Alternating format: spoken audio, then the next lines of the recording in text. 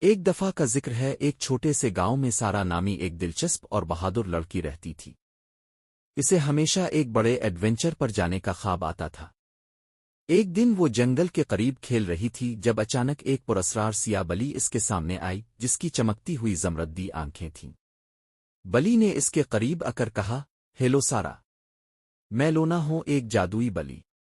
میں ایک چھپی ہوئی ریاست سے آئی ہوں جو خطرے میں ہے، لیکن وہاں کچھ خوفناک ہو چکا ہے اور میں تمہاری مدد کی ضرورت ہے۔ سارا حیران اور خوش ہو گئی۔ ایک چھپی ہوئی ریاست؟ میں کیسے مدد کر سکتی ہوں؟ اس نے پوچھا۔ لونا مسکرائی اور بولی، وہ ریاست ایک مہربان ملکہ کے زیر حکمرانی ہے، لیکن اس کی جادوئی چھڑی کھو گئی ہے۔ بغیر اس کے ریاست اپنی ساری جادوئی طاقت کھو رہی ہے اور جلد ہی مکمل طور پر ختم ہو جائے گی۔ صرف ایک نیک دل انسان ہی اس چھڑی کو ڈھونڈ سکتا ہے۔ کیا تم میرے ساتھ چلو گی؟ سارا نے فوراً حامی بھر لی۔ لونا اسے جنگل کی گہرائیوں میں لے گئی جہاں ایک چمکتی ہوئی جادوئی دروازہ تھا۔ وہ اس کے اندر داخل ہوئیں اور فوراً ایک حیرت انگیز جادوئی ریاست میں پہنچ گئیں۔ درخت سونے کے پتوں سے چمک رہے تھے اور دریا قوس و قزح کی طرح چمک رہے تھے، مگر ریاست بہت اداس دکھائی دے رہی تھی۔ پھول مرجھا چکے تھے اور آسمان گرے رنگ کا تھا۔ ملکہ نے سارا اور لونا کا استقبال کیا اور کہا، برا کرم، تمہیں ہماری مدد کرنی ہوگی۔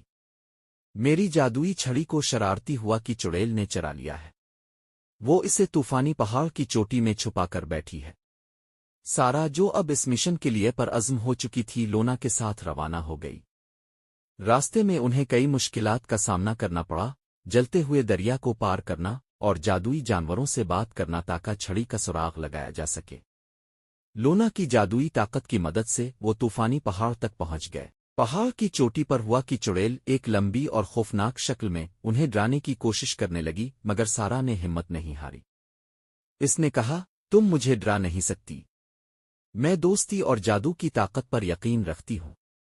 یہ سن کر لونا کی زمردی آنکھیں تیز روشنی سے چمکنے لگیں اور دونوں نے مل کر چڑیل کو شکست دے دی، جو ہوا کہ جھونکے کی صورت میں غائب ہو گئی۔